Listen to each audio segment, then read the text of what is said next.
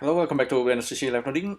In this episode, we're gonna take a look at the creation of like a primitive teapot. If you want to ever design a teapot procedurally, this is probably one way you can design it. And I will be using grease pencil for that. Okay, let's just get started. You probably already know that Blender comes with a few of extra primitive objects, such as the teapot itself, which you can actually get it directly from here. So if you turn it on, if you go to user preferences and go to extra objects, and if you turn this on, you get extra objects for polygon mesh and for curves.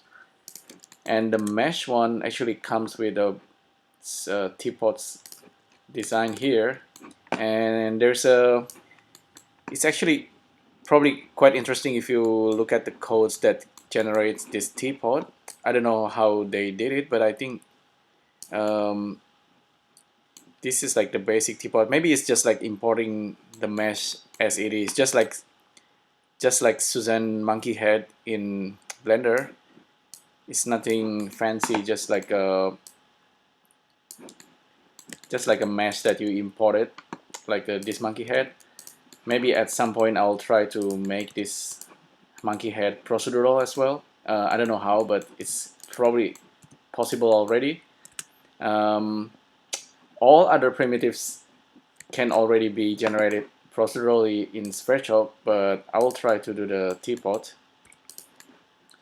So yeah, the teapot looks something like this. It's based on Utah teapot, I think the famous Utah teapot. And I think Pixar used the teapot symbol a lot, but we're gonna try to do this using Sverchok. So let's go to compositing, Sverchok, save as teapot, and we're gonna make like a rough one, view, front view, orthographic. Okay, so apparently the teapot is more like a left-handed kind of teapot, so it's okay. I'll try to draw it. I'll make a super basic one by using grease pencil. So let's try. It won't be fully accurate, but still kind of interesting. Okay, that's actually for the bottom part of the teapot, and then we're gonna design also the lid. So the lid looks probably something like this. So like I said, it's not fully accurate, but it's okay. The first bit actually here should extend a little bit, but it's okay. And if I draw it using grease pencil, I'm thinking maybe I will just use the lathe operations, and we have this bit right here, and also the handle, something like that. We're gonna take care about the remeshing at some point. Okay, now let's create a Sverchok node tree, call it a teapot procedural, and we're gonna use the object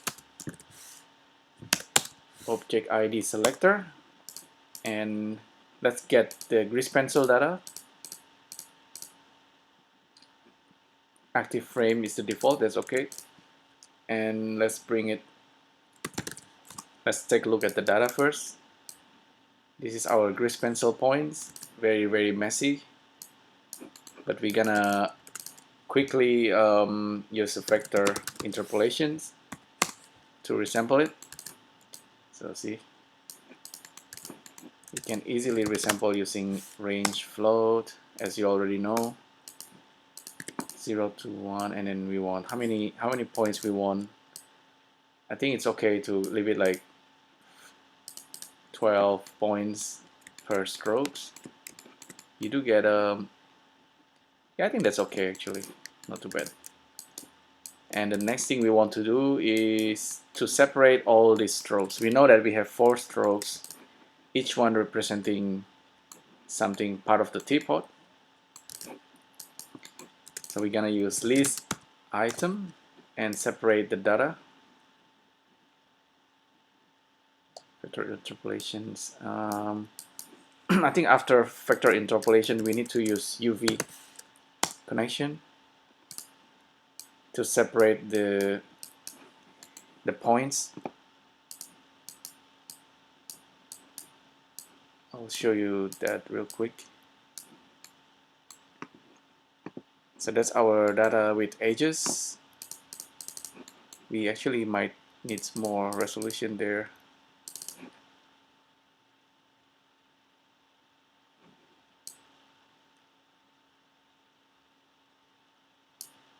I think just make it 20.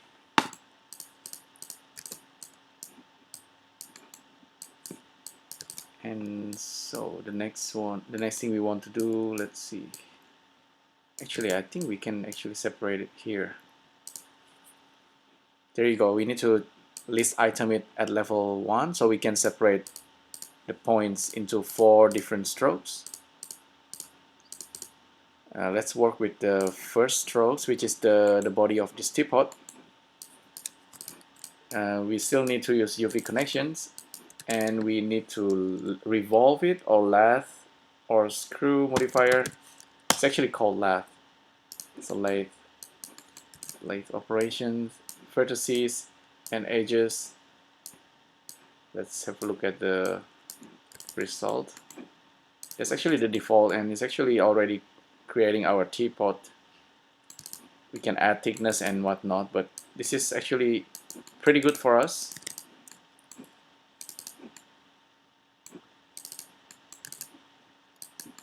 And the next thing, okay, we have the body already done, which is pretty cool. The next thing we want to do is probably the lid. The lid itself is pretty much the same, except we use the second strokes. And I'll give it a different color. So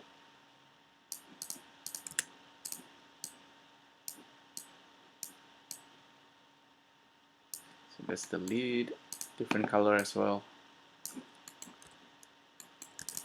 We don't need to see the points.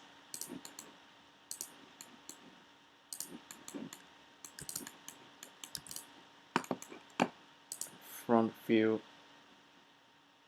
Actually, oh yeah, the body is a bit fat on this one, but you can always adjust it within the grease pencil itself, or you can just draw another strokes for the body. And we need this what do you call it, the handle, and then this the mouth part. Let's try work on those. I don't know, I think we have matrix tube, and then also we have pipe. I might actually use pipe for this one. So we're gonna grab the next strokes.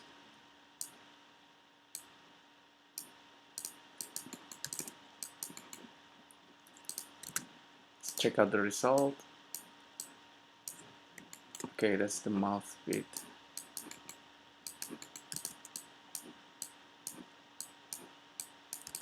And we can also use skin measure actually.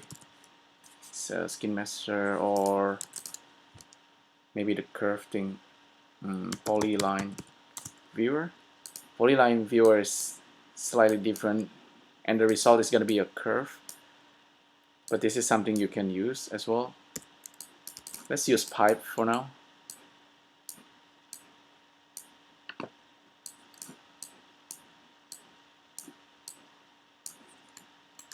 Okay, there the pipes actually give you that quite high res. That's because of the interpolation is quite high. Make it rounded. Okay, kind of better. Maybe I reduce the number of interpolation here, but you can adjust the interpolation for each one of the strokes.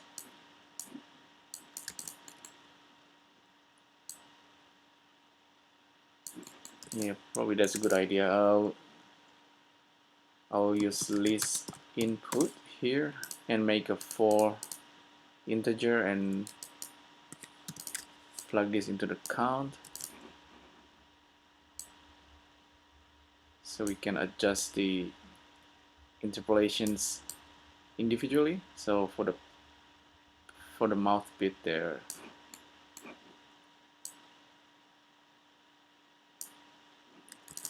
okay, anyway, I think the handle is gonna look a little bit better. Let's do one more for the handle bit.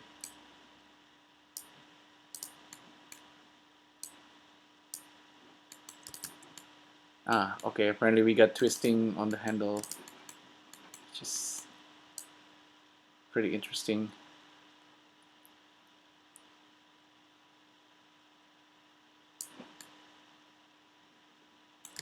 Okay, that's okay, I think that's alright.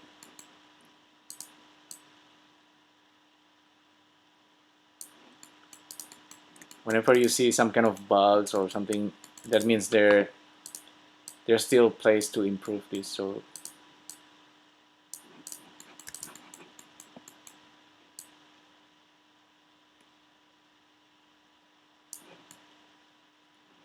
yeah, I guess that's pretty good. I think remember that this is just like a kind of like a concept. You might think, okay, maybe for the pout here, okay, the top bits need to be smaller, and then we need to adjust the beginning and the ending. Of course, this is not the best way to make a teapot. Maybe you want to kind of have like a two circles and a kind of a way to loft it between the two circles. That's another idea. The handle is kind of alright. If the teapot is a little bit too fat, we can always adjust it, of course. Front view. And let's go back to our grease pencil. I'll erase this first. And edit strokes. Let's check the grease pencil strokes. Where is it? Like for this bit right here. We need to probably hide. Okay, this bit right here, we can simply adjust it. Proportional, where's the proportional tool? Turn on proportional editing mode and select connected. Here we can always adjust this. See, like maybe rotate it and then put it in like that. And it's gonna update itself. There you go, slightly better.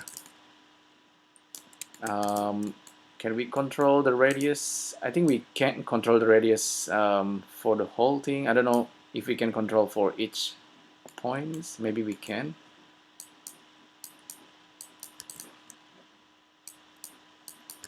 If I try random number generator, try float, plug this into the size.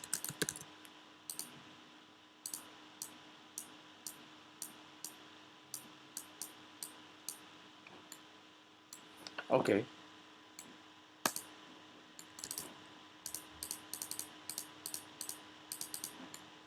Okay, that's interesting.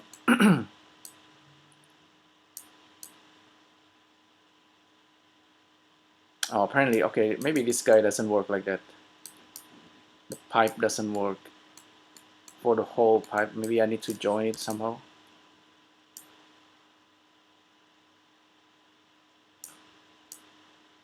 Actually, I can close it.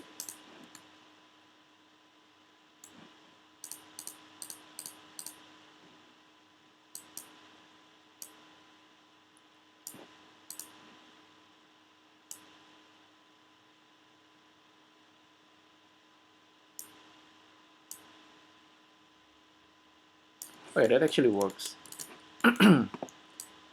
If you actually control the numbers to go from big to small, like using a range float. How many counts? start from 2 to 1, maybe make this smaller.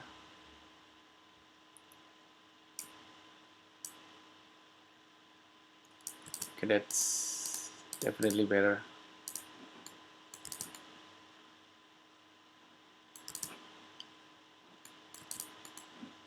Okay, that's not too bad.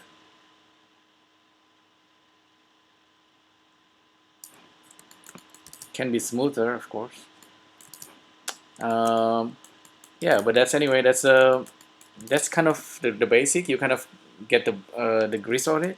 The So the revolve works for the body, and then the lead, and then you have the mouth bit, and then the handles. Each one of them definitely have solutions in procedural kind of way. So we have nodes that's already dealing with them. So this is the basic. You can of course improve it yourself, and maybe in the next live noding I will try to make variations of the teapot. So instead of just a single teapot with the same shapes, we can work around the original base shape and make it taller or maybe wider. Yeah, I guess I'll let you try to do that as well, and let me know if you have any question or suggestion in the comments below. And thanks again for tuning in. I'll see you in the next video.